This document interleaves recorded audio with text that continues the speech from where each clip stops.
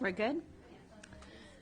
Good evening and welcome to our regular Kingsburg City Council meeting for Wednesday, January 19th, 2022 at 6 p.m. Tonight we have our invocation to be given by Police Chaplain Kathleen Lawler, followed by our Pledge of Allegiance. So please stand.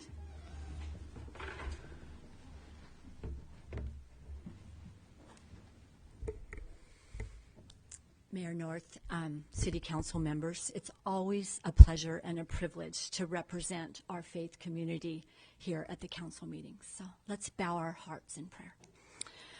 Lord God, we thank you for our city leaders. We thank you for everyone in this room and having an interest in our community. And Lord, I just pray that you would lead their discussions, that you would give them discernment, you'd give them courage to act and eyes to see, ears to hear, and faith to believe what is best for our community, Lord. Just thank you for their life experience, their talents, their gifts, and especially their commitment and time to lead this city, Father. So thank you for being their guide. And Father, too, I pray for two of our new police officers who are being sworn in tonight, Lord. We just welcome them into our community, and I just pray a special blessing over them as they serve us, Father. So thank you for this time, and we just pray a special blessing over each person here. In Jesus' name, amen. Amen. Thank you. Join me in the Pledge of Allegiance, please. I pledge allegiance to the flag of the United States of America and to the republic for which it stands, one nation, under God, indivisible, with liberty and justice for all. Thank you. You can be seated. I will call our 6 p.m. regular session meeting to order. Madam Clerk, can you please do roll call? Thank you. Councilmember Hurtado? Here. Councilmember Palomar? Here. I am here. Here. Thank you. Item number 2 is to approve our agenda. I will second. All in favor? Aye. Any opposed? Motion carries. Item number 3, 3.1, pinning and swearing in of our police department employees, Police Officer Monique Gonzalez and Police Officer Alexis Ramirez. And the sponsor is the Police Department. Welcome, Chief. Thank you, Mayor North, and good evening to you and members of the council. All right, you guys are here. All right, so some of the fun stuff tonight, which we always enjoy. I would first like to invite up Police Officer Alexis Ramirez. As he's walking up, I want to tell you about Alexis. He was born in Montclair, but raised in Ontario and Kerman. During his senior year at Kerman High School, Alexis attended the FBI Teen Academy at the FBI Field Office in Sacramento. After graduating high school, Alexis attended California State University, Fresno, where he majored in criminology. During this time, Alexis became a police explorer for the Kerman Police Department, where he held a leadership position and also became an undercover decoy for the California State Department of Alcoholic Beverage Control. During his academic career, Alexis did an internship for the United States District Court Federal Probation and Parole. Also while at Fresno State, Alexis enrolled in the Criminology 108 Directed Policing Program and completed all 3 modules of the Peace Officer Academy at the Sheriff's Academy and at the State Center Regional Training Facility. You did a lot during college. Alexis worked as a reserve deputy sheriff for 2 years during his last remaining semesters at Fresno State. He was a busy young man, and I can tell you that from personal experience. Alexis was hired as a police officer for the city of Kingsburg in May of 2021, completed his 400-hour field training program, and is now a solo patrol officer. In his leisure time, Alexis enjoys playing soccer and spending time with his family. And he is joined here tonight by his father, Juan, mother Elizabeth, and brothers Carlos and Gabriel. So I'm going to present him with his badge.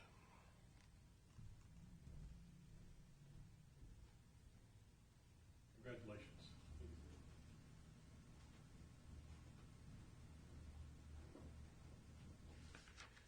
Now I'd like to invite up Police Officer Monique Gonzalez. Monique was born in Fresno and raised in Easton. After graduating from Washington Union High School, she attended Fresno City College. After earning some college credits and giving birth to her first son, Monique decided to join the United States Army to improve the quality of life for her and her family.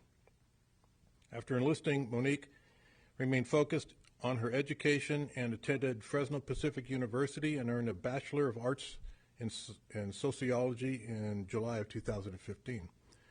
Monique began her law enforcement career that year as a correctional officer with the Fresno County Sheriff's Office, where she worked for 6 years. During that time, Monique served on the recruitment team, honor guard, as a peer counselor, and in the training unit. This was all in addition to her time in custody, working the floors and doing normal custody duties. Monique also attended the Sheriff's Modular Academy at night while she was a working correctional officer in the training unit, and attended the Modular Academy at nights and on the weekends, which would qualify her to be a peace officer. Monique completed 2 of the 3 modules in the Sheriff's Academy and was selected to be a Kingsburg police officer, and completed the last module of the Peace Officer Academy this past summer at State Center Regional Training Facility at Fresno City College, graduating in August. Monique held leadership positions as a class sergeant for that academy class. Monique recently completed her 400-hour field training program and is now a solo patrol officer. Monique is thankful to be part of the Kingsburg community and the Kingsburg Police Department. In her spare time, which I can't imagine she actually has, Monique enjoys reading, working out, being with her kids, and attending sporting events with her husband, Luis. Monique comes from a very big family, and she enjoys being with her family as often as she can. Monique is joined here tonight by her family, which includes her husband, Luis, and her children, Dominic, 12, Mason, 8, and Layla, 2.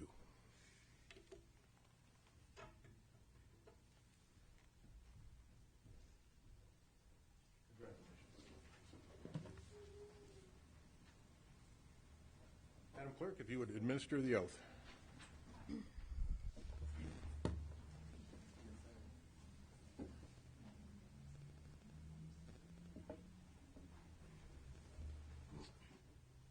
raise your right hand. I, Alexis Gonzalez, do solemnly swear that I will support and defend the Constitution of the United States and the Constitution of the State of California against all enemies, foreign and domestic, that I will bear true faith and allegiance to the Constitution of the United States and the Constitution of the State of California, that I will take this obligation freely without any mental reservation or purpose of evasion, that I will well and faithfully discharge the duties upon which I'm about to enter. Congratulations.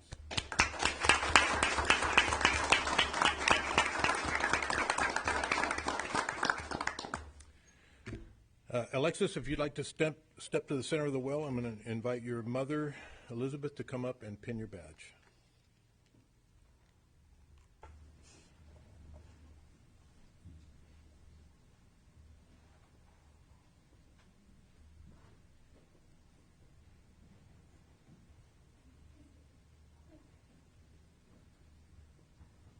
Anybody who wants to come up and take pictures right, Mr. Wilkinson?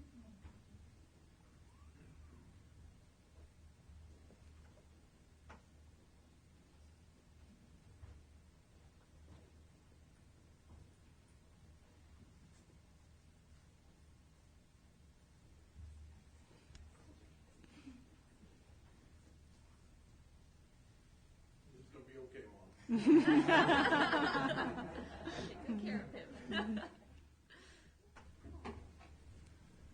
right, Monique, if you would step to the center of the well, I'd like to invite your husband, Luis, to come up and pin your badge.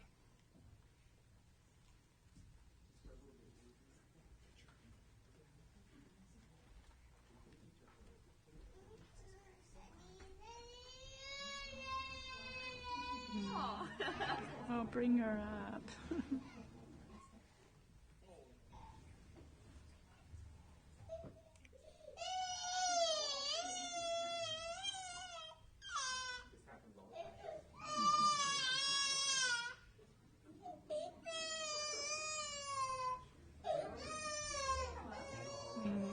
Have her come up. Have her come up.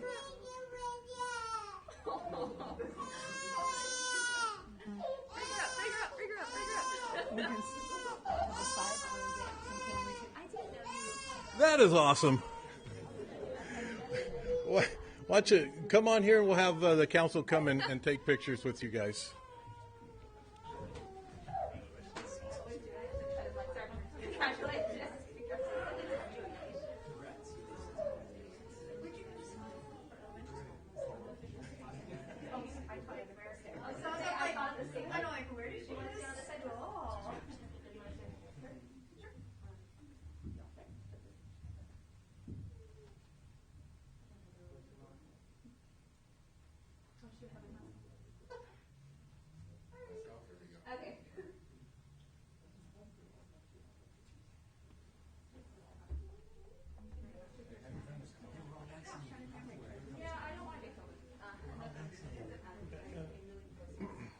And Alexis, why don't you invite your family to come up and take pictures?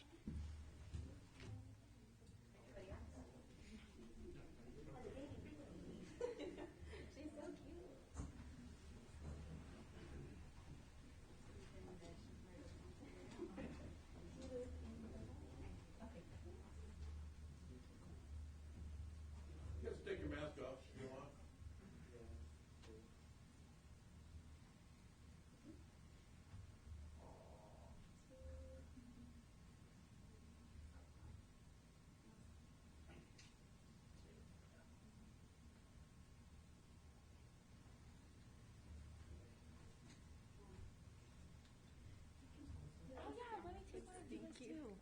My gosh, of course.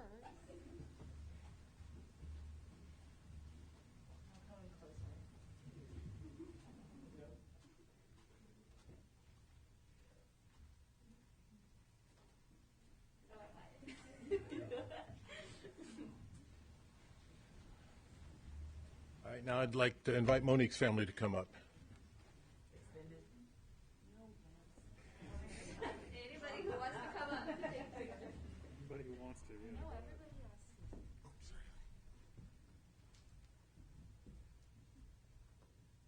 Layla, smile.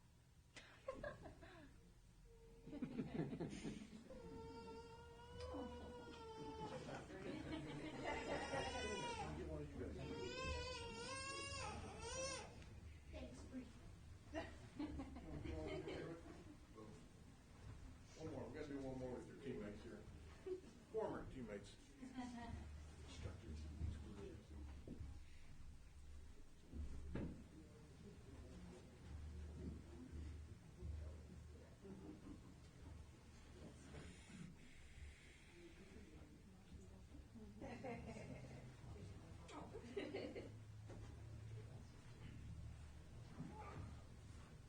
That's all.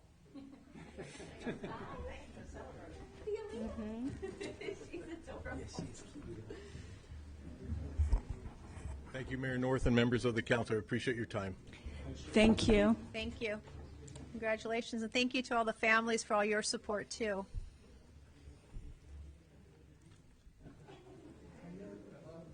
As we move on to the next item, you're welcome to stay, but don't feel obligated. Ellie went. We're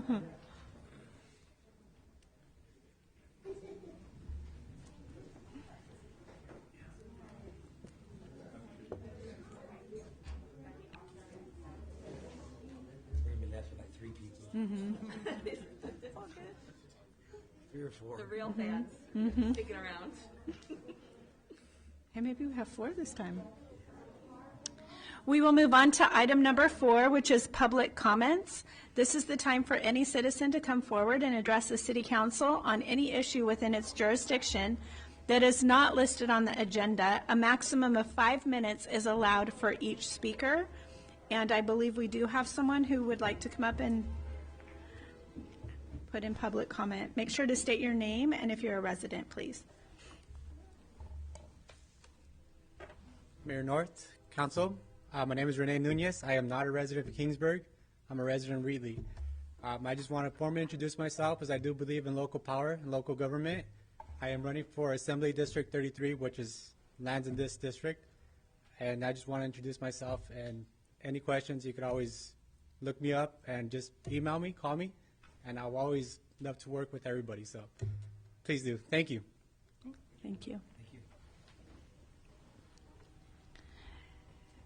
Do we have anyone else in chambers that would like to come up for public comment? Hearing none, we will close public comment. Item number 5 is consent calendar. These are items that are considered routine in nature and are placed on the consent calendar. They will be considered as one item and voted upon in one vote unless individual consideration is requested. Each vote in favor of the consent calendar is considered recorded as a separate affirmative vote in favor of each action listed. Tonight we have 5.1, 5.2, 5.3, and 5.4. Do I have anyone that would like to have any of these items pulled? No? Then I will need a motion. I'll make that motion. I'll second. All in favor? Aye. Any opposed? Motion carries. Item 6, we have 6.1. Consider adoption of an urgency ordinance number 2022-01 to amend Chapter 8.12, solid waste collection and/or disposal, in its entirety of the Kingsburg Municipal Code for organic waste collection and disposal per Senate Bill 1383. Staff report and presentation by Public Works Director Daniel Galvez. Good evening, Mayor North and Council. As mentioned, here today to recommend adopting urgency ordinance 2201, amending in its entirety, Chapter 8.12. So as mentioned, SB 1383 and its regulations are providing mandatory requirements for all California cities, residential and commercial premises to comply with the rigorous organic recycling program. The requirements are embodied in SB 1383 and statewide regulations. The initial deadline, was January 1st of 2022. Previously, staff did not bring this item before you guys as it was considering applying for a waiver under SB 1619, which would have provided additional time for implementation. After further analysis, staff did determine that following or submitting a waiver under SB 1619 would possibly give up local control of implementation and regulation. So we moved away from that consideration and bring forth the urgency ordinance in order to comply and to prevent the city from obtaining any penalties under CalRecycle. So the comprehensive changes to the ordinance are pretty much modeled after the state requirements. Typically we would do, we could bring it under a regular process where we would do a full reading and open things up, but it wouldn't change the state requirements. And they don't really leave too much room for modification. Like I said, staff did review the ordinance, did provide recommendations, and had, as you guys can see, the amendments are pretty comprehensive on the entire ordinance, and would be happy to answer any other questions. As policy alternatives, like I said, the council could choose not to approve the ordinance, and we could follow the traditional one. But like previously mentioned, it would possibly leave the city open to monetary penalties. Thank you. Council discussion on this item? Do we have any?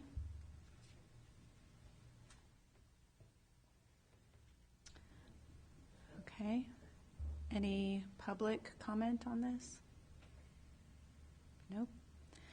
Okay, so what we have here is the staff recommendation is to adopt the urgency ordinance.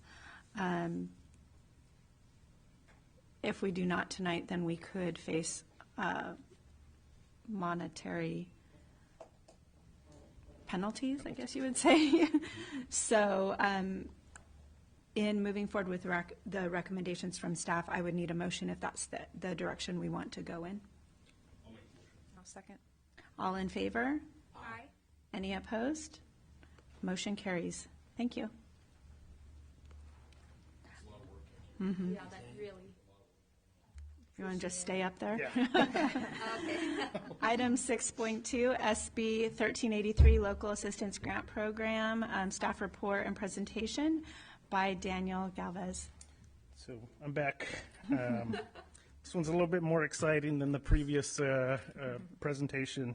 But as part of SB 1383 and the implementation for it, CalRecycle has afforded cities the opportunity to apply for a grant to take care of a certain section or certain aspects of implementing the regulations for SB 1383, such as collection, education and outreach, edible food recovery, capacity planning, procurement requirements, record keeping, enforcement and inspection, and then program evaluation and gap analysis.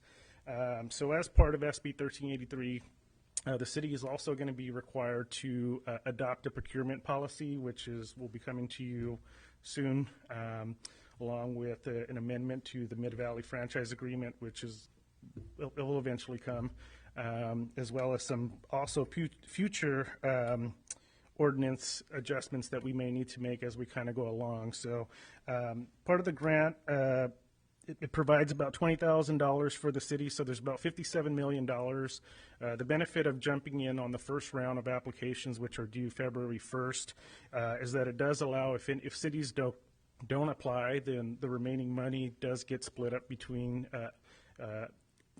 municipalities, organizations that did apply in the first round. So it is in our benefit to apply for future funding. So Kingsburg is eligible for the base $20,000 award.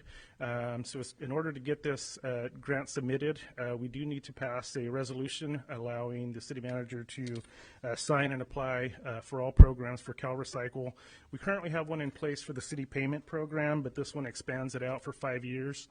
For any future CalRecycle grants that may come up, we can kind of expedite the application process by having this resolution passed. So the recommendation is to approve and move forward with the grant application and approve Resolution 22009, authorizing submittal of an application for all CalRecycle payment programs for which the city is eligible for 5 years. So staff is recommending to use the funding for education and outreach and also for procurement. So there's certain things that the city is going to need to purchase as part of SB 1383, and these funds can be used to purchase some of those aspects, such as compost or mulch, to use for city projects or at city properties, and also to kind of look at providing education and outreach material for our residents. So many cities have already started kind of the rollout. One of the benefits of waiting a little bit is being able to adopt some best practices and kind of being able to kind of learn from others' mistakes. So we're looking to kind of get those and to be able to kind of reach out to our residents so that when we do roll out, we roll out effectively, understanding that there's going to be some bumps in the road, but at least we'll have the resources to be able to comply with SB 1383. And like I said, happy to answer any other questions that you guys may have. Thank you. Any council discussion on this item? I think after, speaking to Mid-Valley about this, and I know they're going to try to put some things together, but when I saw this grant application saying, well, first of all, February 1st is such a quick turnaround time. I know it's going to be tough for you guys. That's number one. So kudos to you guys for wanting to apply, which I know we're going to need to, but I appreciate in our last bill, our city bill, to have some sort of education about what's coming down the line with 1383. But I mean, there's going to be so much we're going to have to teach our residents about what goes into what different, bin. I'm still learning a lot about it too, and I know there's going to be changes as well going through. So the more that we can educate our residents about this, so we're not going to get those fines, is going to be really, really important. So I think education around outreach is going to be really, important as we move forward with this. So, and then plus being part of those cities that did apply for it, and then if we're in the loop, I think it's going to be really important as we go through. So I definitely want to apply for this and then see what else, other kind of funding we can get from this, and with the support of Mid-Valley as well. Awesome. Would you like to make a motion? You have to purchase mulch for city properties? Yeah, so I mean, we have to purchase mulch, compost, or energy from renewable sources, either natural gas or electricity, and that's one of the requirements of SB 1383. So they did provide a calculator of how much we have to buy based on our population. So some of this funding is going to go towards the purchase of either mulch or compost to redo some of our medians, also to use at some of our parks. But also as part of the purchasing policy, we can also get credits from, for example, Mid-Valley's natural gas trucks from new homes and their front yards or their landscaping. So you can offset a lot of that by some of the requirements that we'll have to kind of solidify through the purchasing policy, but this is kind of a way to kind of jumpstart that process so that you're not kind of starting from zero and like, hey, we don't have any money set aside for purchasing any of the items required in the procurement policy. They're providing some funds to kind of kickstart that. Any other council discussion? Thank you for Yep. working quickly on it. We appreciate the swift movement on this, and everything is set in order to be able to have that application in by February 1st? Yes. Perfect. Awesome. Great, thank you. Well, with that, can I make a motion that we accept, what is this? Adopt resolution 2022-009 22, where is that at? Where am I even looking? under recommend action. Can I make that motion, please? All in Oh, there it is. favor? Aye. Aye. Any opposed? Motion carries. Thank you. Our next item is not Daniel. 6.3, American Rescue Plan funding final rule update, which we've been eagerly awaiting. Presentation by City Manager Alexander Henderson. Good evening, Madam Mayor, members of council. As we've discussed previously, the American Rescue Plan Act provides relief funds to state, local, and tribal governments that have been negatively impacted by the coronavirus pandemic. The coronavirus state and local fiscal recovery funds delivers $350 billion to state, local, and tribal governments across the country to support their response to and recovery from the COVID-19 public health emergency. Kingsburg's allocation is just shy of $2.9 million, 50% of which we received in June of 2021, and the second 50% is set to be received in May or June of this year. Council held a workshop on July 28, 2021 to brainstorm ideas for the utilization of funds. Since that time, staff has performed research to determine the eligibility of all projects discussed. More importantly, we have been awaiting the final rule from the Department of Treasury, which provides the final guidance on how funds can be utilized by the city. That final rule was released on January 6th, 2022, and is set to take effect on April 1st of 2022. A couple of highlights from that final rule include a new determination for how local government revenue loss is determined. Localities can utilize two potential formulas for calculating revenue loss. The first allows a standard formula of up to $10 million. This is particularly important for us because the standard amount is above our total allocation. This makes reporting easier and gives much more flexibility to how funds are allocated.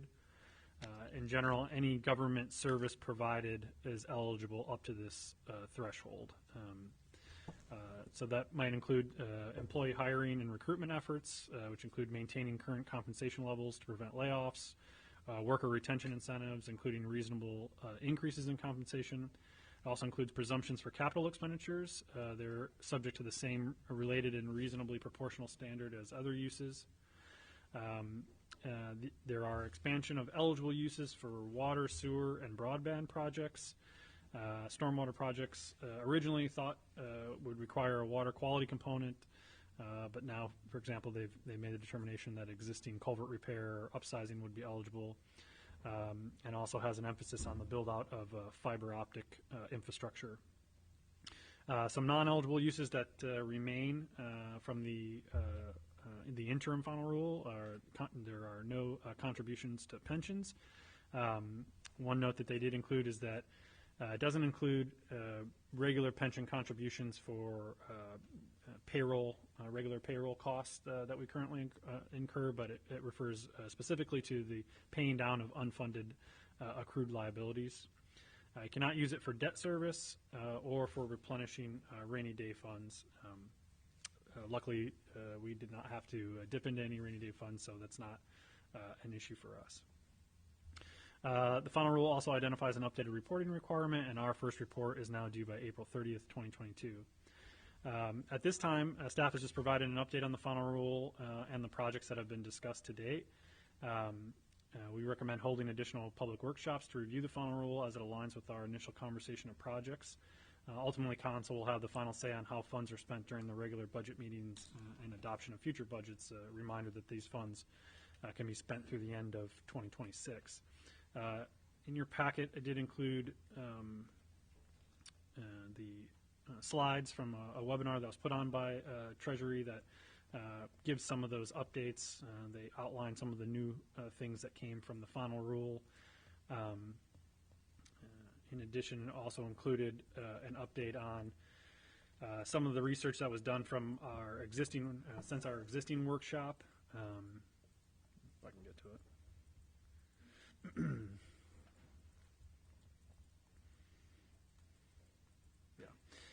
So you can see there, those were the essentially all the ideas that it's on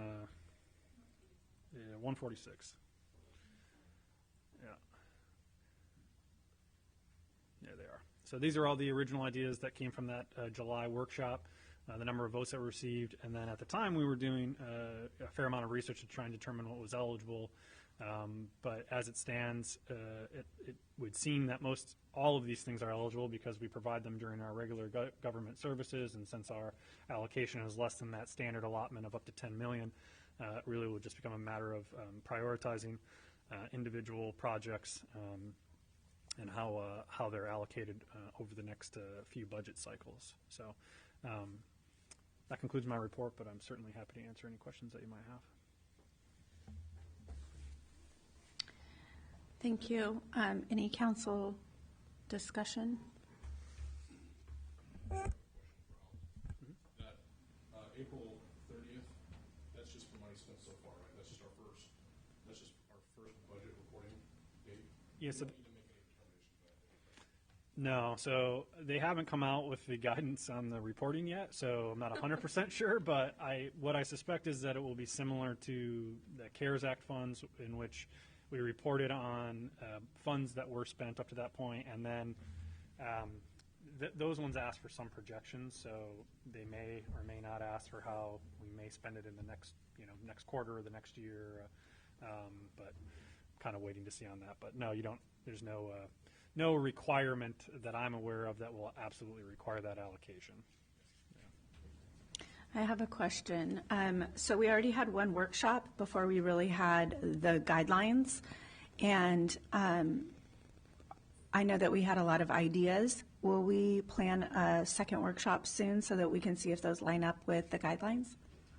Yeah, so I think having those workshops timing-wise works out pretty well because we're about to start our discussion on the 2022-2023 budget. So I think it lines up well with some of those normal public hearings or public workshops that we might have with the budget. So certainly, I think we'll have a specific one, maybe in the next month or so, and then be part of a regular conversation as part of our finance committee meetings and city council meetings as we start to get into the next budget cycle. Any other council questions or discussion? Mm-hmm. I think we're getting to a point with this, if I'm understanding it right, that we're going to have to start narrowing this down and coming up with some long-term projections as far as what we want to actually do with this. I think that the workshop open to the public is the best idea to kind of get started. But I think we're just going to have to, there's a lot of projects up there. I think we're just going to have to prioritize it. If not, I just think we're going to end up wasting so much staff time going in a million different directions. That's my big concern, is utilizing too much staff time. So I'd say kind of the sooner we can get the projects narrowed down, which I think we'll all feel comfortable after we have maybe a public workshop and hear more from the public about what they want. This also. So like one public workshop and then bring it back to see where their direction is and take it from there? I don't know that we have to even say that it's only going to be one. I think that once we have that one, I think we're just going to have to start really Narrowing it down. We're going to have to prioritize what we want to work on. I would hate to see them saying that we're talking about city hall tech, remodeling, also small business. We can't throw them in a million different directions, because Right. I think we'll end up doing nothing with it, especially because this money does not have to be spent right now. But my concern is that come April, they're wanting projections. Because we don't have to spend this money until 2026. So we don't have to get rid of it right now, but I just don't want to waste staff time. That's my only big concern. So if we can just kind of prioritize. Organizing it out and knowing what our projections are. The other thing is our first workshop. I think that we thought we were maybe nearing the end of the pandemic, and we've seen that difference. So I think we'll have a different view maybe in the second workshop. We might have some other ideas. Which was discussed at that workshop, and I think it was Councilmember Purcell who said, let's not spend the money in a million different directions, right? Let's be smart about this. And so I totally agree. This isn't ending anytime soon, and we want to prioritize what's best for the near and far future for Kingsburg. We hope it does, but.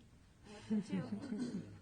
We're lucky that this opened up the eligibility for this under $10 million application. That's going to help us a lot. Absolutely. Any other questions or council discussion? Do you need anything from us? No, not this time. Just, we'll schedule a workshop and then just be thinking about, how we want to prioritize, and I'll put a couple of notes up there, just an update from the final rule, but I think most of those things will be allowed. Okay, moving on to item 6.4, South Kings GSA Developer Impact Fee Study, staff report and presentation by City Engineer Dave Peters. Good evening, Mayor, members of Dave. council. As you're aware, the City of Kingsburg has a variety of developer impact fees that we charge to developments as they come into town. Funds expansion of infrastructure to offset the impacts the developments have. And so we have a new impact now with Groundwater Recharge. So in thinking about that, the South Kings GSA initiated a study to determine an appropriate developer impact fee for each of its member agencies to offset the impact of groundwater recharge. That report has been circulated through its technical and administrative committees, and it's scheduled to go to the GSA board for approval in February. So their approval will also recommend to the representative on the panel that they bring the developer impact fee study back to their jurisdiction and use that study to consider adopting a developer impact fee in each one of the member agencies. So I've included in your report tonight kind of an excerpt of the study that deals with Kingsburg and shows the different developer impact fees that we might see for each kind of development, and just kind of give you an idea of what that translates into in terms of a single-family home. So if you look on the first one, under low-density residential, it's about $2,785 an acre, and that translates to about $928 a home. So that's for that type of development, what the scale of the impact fee would be. So this is just an informational item. Wanted you to be aware of it, that it is going to be considered by the GSA board in February, and then would be, with their approval, would be coming back to the council for consideration at some time after that. Happy to answer any questions. Any council discussion or questions? Dave, do you know if any other cities are, besides our GSA, are requiring developers to put more impact fees? Yeah, I think all the member agencies in the South Kings are considering it, and I believe other GSAs are also considering it as well. So,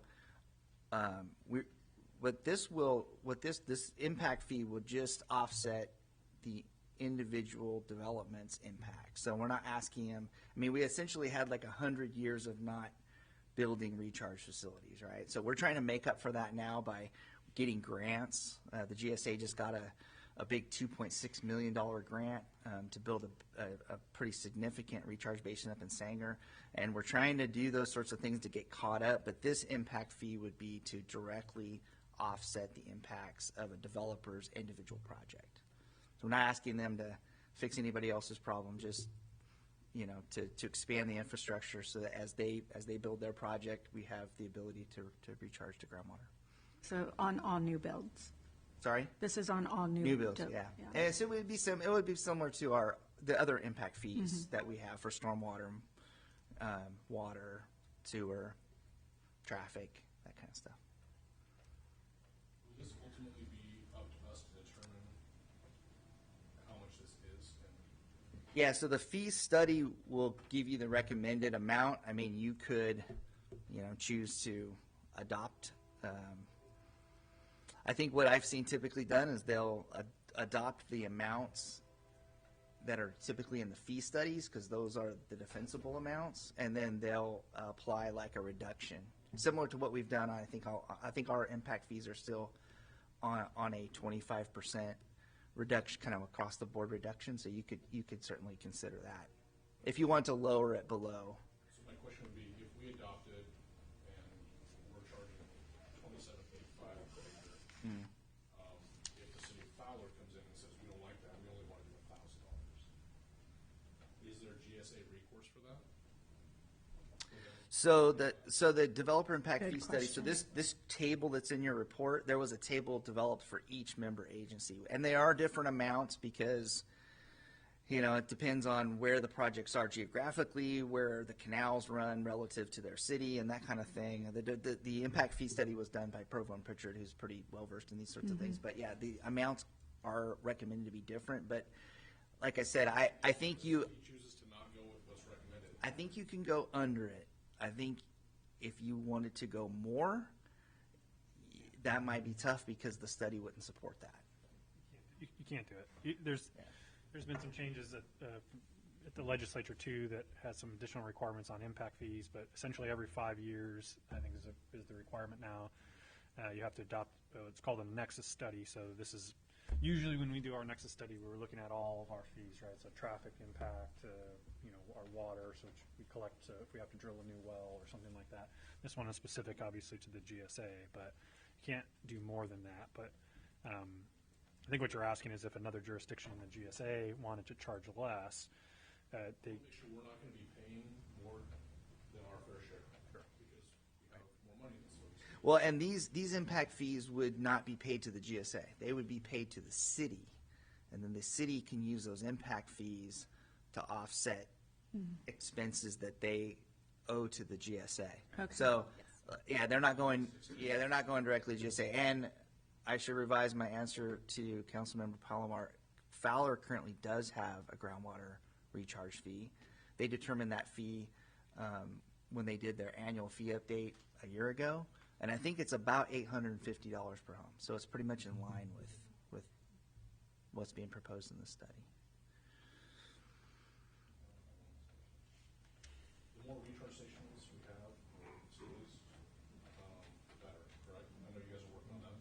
One in South Santa Valley, you've done some. Yeah. If we get more of those near Kingsburg, does that potentially lower our impact? So, in terms of state compliance, I think as long as it's anywhere in our GSA, so in any of the 5-member jurisdictions, but I mean, in terms of direct benefit to Kingsburg's water table, yeah, I mean, it's better to have them in the city. Yeah. Any other questions or discussion? No? Okay.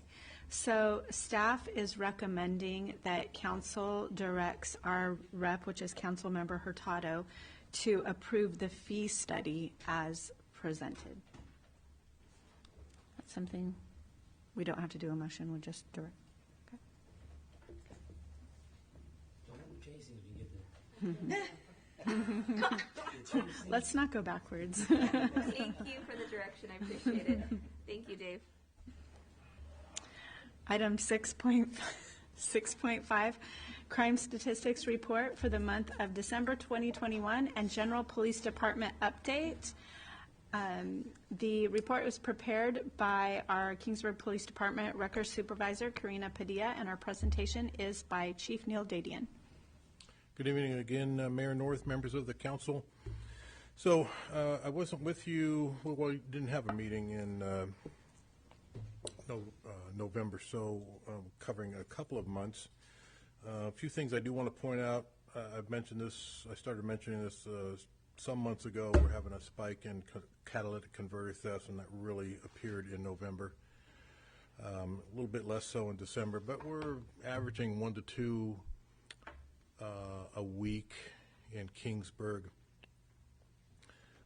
That was actually a topic of discussion today at the Fresno Madera Police Chiefs Association meeting. We had some significant conversation about that, how to combat it, kind of looking to see what the governor has, because I know he wants to address it as well. So, it's a problem across the state, nothing unique to Kingsburg. We just happen to be, in it with everybody else. So something that we've paid attention to, as has everybody up and down the state, but it's something we're going to continue to address as best we can, and hopefully there's a more holistic approach to that with some legislation that may be forthcoming and some other assistance and resources from state agencies.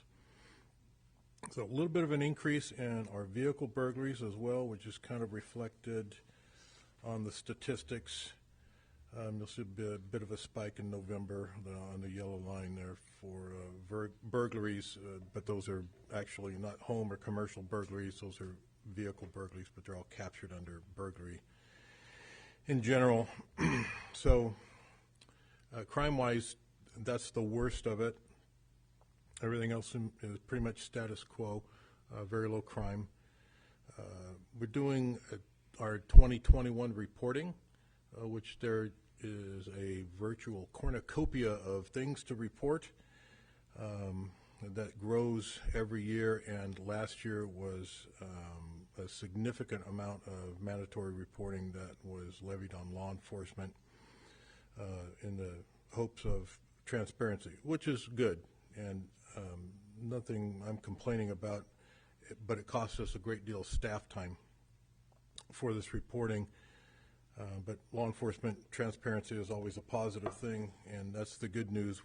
I'm working with the city manager to address that going forward, because the legislative session that's currently, or the legislature session currently going on right now is going to generate some more. There's already some things on the table that they want law enforcement to be more transparent about. So it's going to look like we'll probably have to have somebody full-time just on compliance and reporting issues, which is a significant devotion of staff to that. But I'll have more on that later on. Our Prop 56 tobacco tax grant, which funds a school resource officer, is coming to an end in June. So I was getting a little bit nervous because prior, the grants have come out in, say, October, and they opened them up to receive applications. I didn't see that, but just recently, a couple of weeks ago, the state put out some information. They're actually seeking to modify the grant a little bit, and seems to be going a little bit more away from education and some other things, and focused more on enforcement, which is good for us because that's our primary focus is regulation and enforcement of our tobacco retailers, and as a primary responsibility and secondary responsibility, working with our youth in the schools as a school resource officer. So I'm hopeful and encouraged when they are done with public comment on that, and they've kind of retooled their grant application, that we can apply for that grant again and hopefully receive that as well. So I'll keep you posted as that develops. Some of the community outreach things that we have going on: we have Cookies with a Cop this Saturday at Bella Bakery, which should be fun. So we're looking forward to that, and that was really put together by our police chaplain, Kathleen Lawler, who gave the invocation tonight, and she's done a great job of helping us with our community outreach, and Bella's been a really good partner for us to do that. So much appreciation to both of them for that. We had 3 trainees just complete their 400-hour FTO program. You met one of them tonight, Monique Gonzalez. And so we have 3 more police officers on the street, and that just happened a week and a half, 2 weeks ago. So that's some more good news for us. We have, I have 2 police recruits in the pipeline. One is currently attending the police academy in Fresno, and the other one is scheduled to go in April. So I'm looking forward to hiring both of those young ladies and seeing them succeed in the police academy moving forward. So again, more as that develops and we firm up the background and the hiring process, and I can make offers. And with that, that completes my report. Happy to answer any of your questions. Yes? I have one question. What time is that Coffee with a Cop on Saturday? 9 to 11. 9 to 11. Awesome. Thanks. I forgot to mention that. I think I saw like the first 20 get a free cookie or something like that. Yeah. Bait.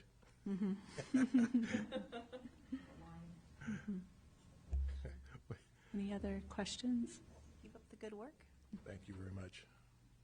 Thank you. I might have mentioned to you that I believe the officer who was penned tonight, Monique, yes.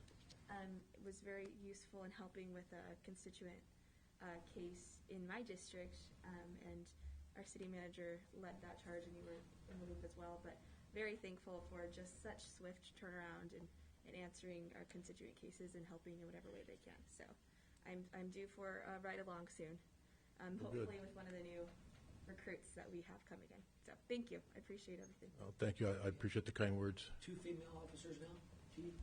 2 female officers and Possibly 2 more. 2 more in the pipeline. Yep. Impressive. Thank you. Any other questions? Thank you, Chief. Thanks. Keep up the good work. Thank you. 7 is council reports and staff communication. 7.1, Community Services Commission. We have not met yet this month. 7.2, Public Safety Committee. We meet next month. 7.3, Chamber of Commerce. We met. They announced their new director as the associate director of Lisa Swartz, and they wanted us to remember that chamber dinner, I believe, is still on the 28th at 6 o'clock. If I remember. 28th? The 27th.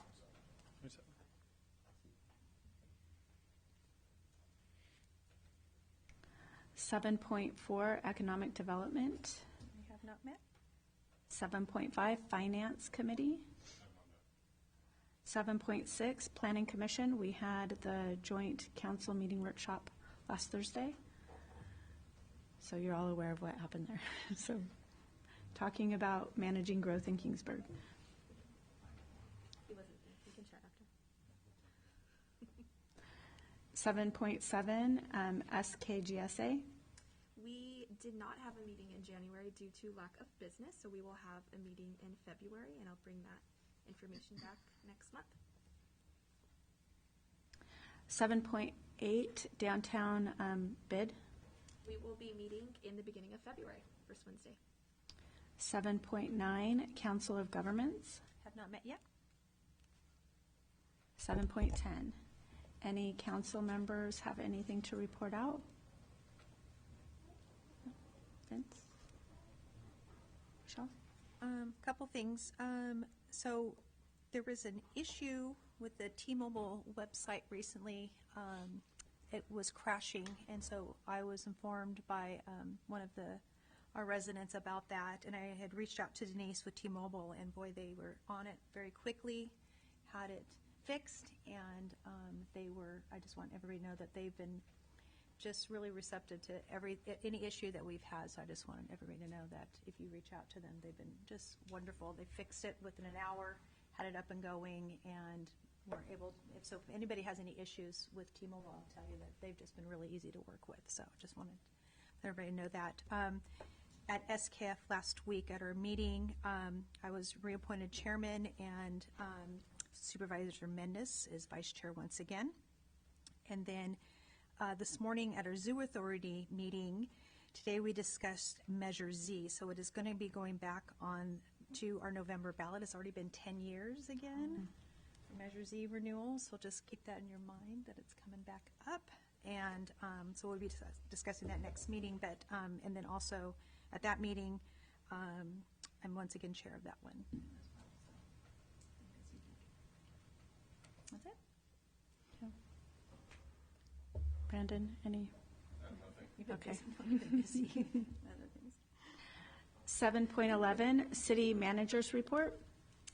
Councilmember Purcell brought up the chamber dinner, but there's also a save the date on February 4th for the Blossom Trail opening ceremony, which will be in Fowler this year. And then Councilwoman Roman was mentioning T-Mobile, and so previously there were it was just sort of I guess I'd call it almost like a save the date that you filled out. Now they actually have job positions that are online now that you can apply for. So those have opened up online, and then we kind of had an updated meeting with their construction team for T-Mobile today. So they're are on track and pushing very hard to be completed by the end of March. They're running into some of the supply chain issues and procurement issues that lots of people are right now, but they're working their way through that. So still on track and trying to get all the major hurdles. The big one, obviously, is like lots of places, is PG&E. So they've been delayed a few times. Say it a little louder. Yeah, they've been delayed a few times. They were supposed to be on site at T-Mobile on the 10th of this month, but it's been pushed out to February because PG&E has allocated a lot of their resources to when there was large snowstorms up north, and so a lot of those crews are still up north, and so until they get back, they're a little bit in limbo right now. So that's the big power's a big deal. So especially when you got sprinkler systems and alarm systems and everything else that are dependent upon it. So that's probably their biggest concern at the moment. But we're trying to assist them with that. That's all I have. I have a question. Do we have any update on what you reported on the 7th regarding the Swedish mill? I asked today for an update and didn't receive anything. So they abated the graffiti that was out there, but I know they were supposed to be finalizing a lease with the property owner before they got too much further along. So I don't have a firm update yet, but I'm assuming that hasn't been finalized yet since there's no fencing or anything out there at the moment. Thank you. Item 8, under future agenda items, I have none that were listed before our meeting. Do we have any? At 1 hour exactly. Item number 9, adjourn our regular Kingsburg City Council meeting. That's a record. Is T-Mobile going to stay that color, or is that primer?